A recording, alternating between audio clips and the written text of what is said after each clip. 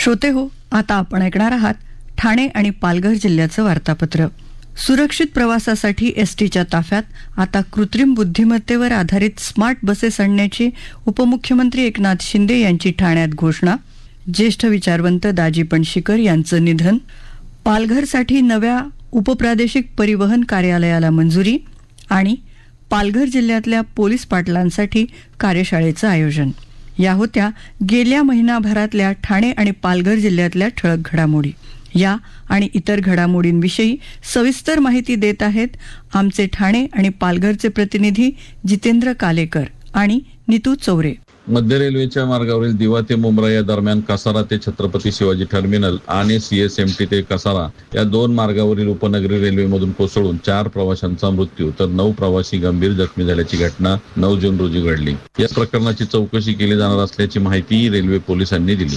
या अपघातात मृत पावलेल्यांच्या नातेवाईकांना 5 लाखांची मदत दिली जाईल. तसंच जखमींच्या उपचाराचा खर्च शासन करणार असून जखमींनाही आवश्यकतेप्रमाणे मदत दिली जाणार असल्याचे श्री गिरीश महाजन यांनी यावेळी स्पष्ट केले. राज्य परिवहन महामंडळाच्या 55 लाख प्रवाशांच्या सुरक्षिततेला प्राधान्य आहे. त्यासाठी AI या आधुनिक तंत्रज्ञानावर आधारित सुरक्षा प्रणाली स्मार्ट बसेसमध्ये लावण्यात येणार असल्याने या नवीन बसेस प्रवासासाठी अधिक सुरक्षित असतील असा विश्वास उपमुख्यमंत्री एकनाथ शिंदे यांनी ठाण्यात व्यक्त केला. एसटी महामंडळाच्या ठाणे नागपूर दरम्यान चालवण्यात येणाऱ्या स्मार्ट बसमध्ये बसवलेल्या IT सुरक्षा प्रणालीची पाहणी उपमुख्यमंत्र्यांनी ठाण्यात केली. त्यावेळी त्यांनी ही माहिती दिली. चालकाने मद्यपान केले असले किंवा त्याला झोप येत असली तरीही सायरनद्वारे लगेच कळणार असल्याने प्रवाशांना सुरक्षितरित्या प्रवास करता येणे शक्य होणार असल्याचे उपमुख्यमंत्री शिंदे यांनी सांगितले.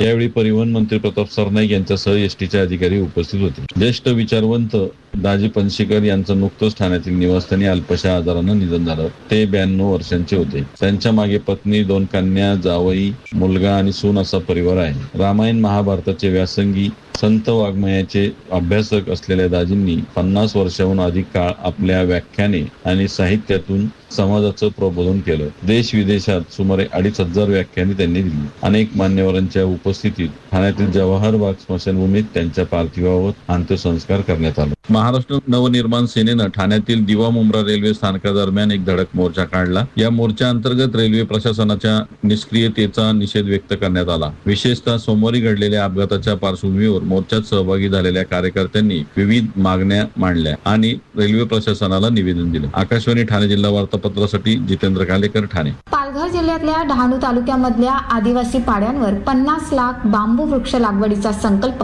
प्रत्यक्ष बांबू वृक्ष लागवडीतून करण्यात आला आहे. राज्य कृषी मूल्य आयोग व कार्यकारी मुख्यमंत्री पर्यावरण शाश्वत विकास टास्क फोर्सचे अध्यक्ष पाशा पटेल यांच्या हस्ते डहाणूमध्ये या बांबू वृक्ष लागवडीचा शुभारंभ करण्यात आला. यावेळी धानेवरी गावाने मिळालेल्या 50 हेक्टर सामूहिक वनपट्ट्यांमध्ये बांबू लागवड करण्याचा निर्णय घेतल्याबद्दल त्यांनी गावकऱ्यांचे आभार मानले. आदिवासी बहुल जिल्हा असलेल्या पालघरला नवे उपप्रादेशिक परिवहन कार्यालय मंजूर झालं असून आता पालघर जिल्ह्याला MS60 ही नवीन परिवहन ओळख मिळाली असल्याची माहिती परिवहन मंत्री प्रताप सरनाईक यांनी दिली. अवकाळी पावसामुळे पालघर जिल्ह्यातल्या शेती, घरं, फळशेती, मत्स्य उत्पादने, पशु आदींचे नुकसान झालेल्या नुकसानग्रस्तांसाठी मंत्रिमंडळ बैठकीत 2,70,00,000 निधी मंजूर करण्यात आला आहे. हा निधी संबंधित तहसीलदारांच्या माध्यमातून बाधितांना दिला जाणार आहे. कृषी व शेतकरी कल्याण मंत्रालय, भारत सरकार आणि भारतीय कृषी अनुसंधान परिषद अटारी पुणे यांच्या सूचनेनुसार कृषी विज्ञान केंद्र कोसबाड हिलच्या माध्यमातून पालघर जिल्ह्यात विकसित कृषी संकल्प अभियान राबवलं जात आहे. कोसबाड कृषी विज्ञान केंद्राच्या माध्यमातून हे अभियान पालघर जिल्ह्यातल्या डहाणू, पालघर, तलासरी, विक्रमगड, वाडा, वसई, जव्हार, मोखाडा या तालुक्यांमधल्या 90 गावांमध्ये राबवलं जात आहे.